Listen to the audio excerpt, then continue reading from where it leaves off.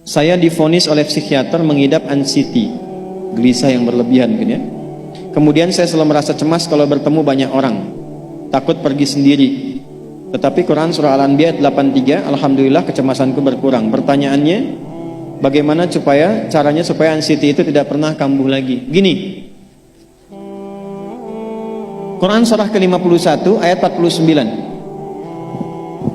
Wa min kulli syai'in khalaqna zawjaini la'allakum tadhakkarun.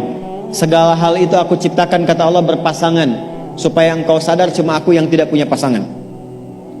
Sehat lawannya apa, Bu? Sakit. Senang lawannya apa?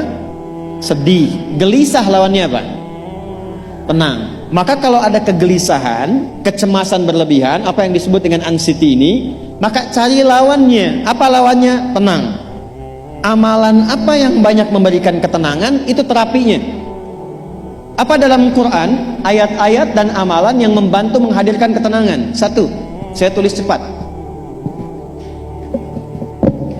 dan saya sudah pernah sampaikan ini, dan alhamdulillah insya Allah banyak manfaatnya.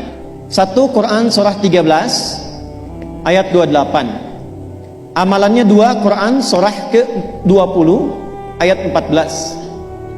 Tiga, Quran surah ke-4 ayat 103. 4, Quran surah ke-15 ayat 9. 5, Quran surah ke-54 ayat ke-17, 22, 32, 40. Ini untuk anxiety atau kecemasan berlebihan.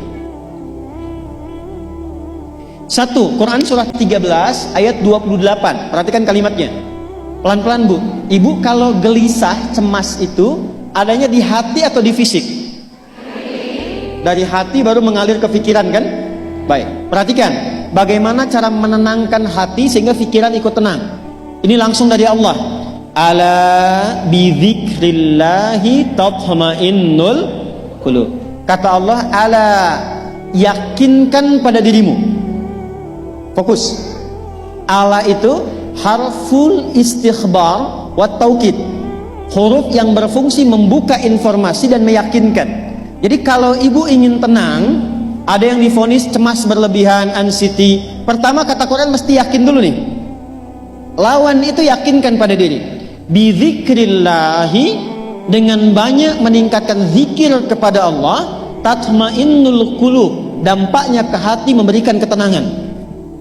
Jadi rumus cepat menghilangkan kegelisahan, obat yang pertama kata Al-Quran, zikrullah.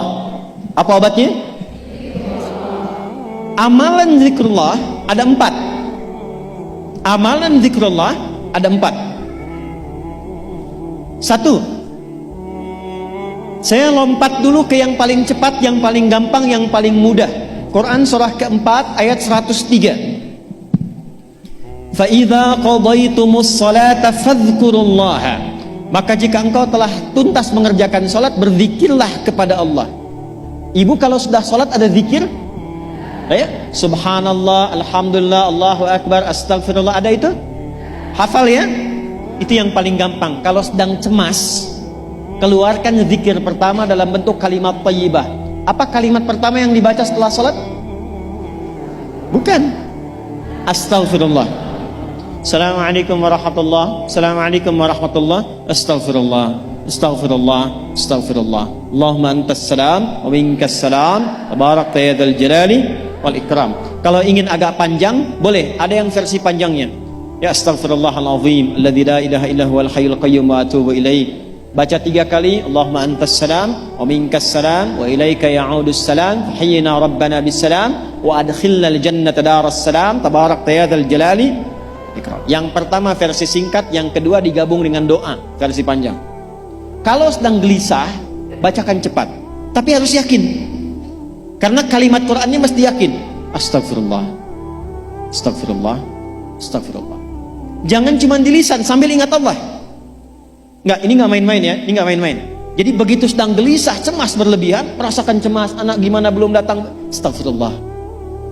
Tapi sampaikan ke jiwa, ingat Allah, astagfirullah. Astagfirullah, sampai terjadi perubahan dalam hatinya, merasakan ketenangan. Astagfirullah, astagfirullah. Kalau itu belum tuntas, ambil wudhu. Amalkan yang kedua, Quran surah ke-15 ayat yang ke-9. Inna nahnu nazzalna dzikra wa inna lahu lahafidhun. Dengan keagunganku aku turunkan Al-Quran itu sebagai zikir. Nah, Quran disebut oleh Allah sebagai zikir. Di antara fungsinya memberikan ketenangan pada jiwa.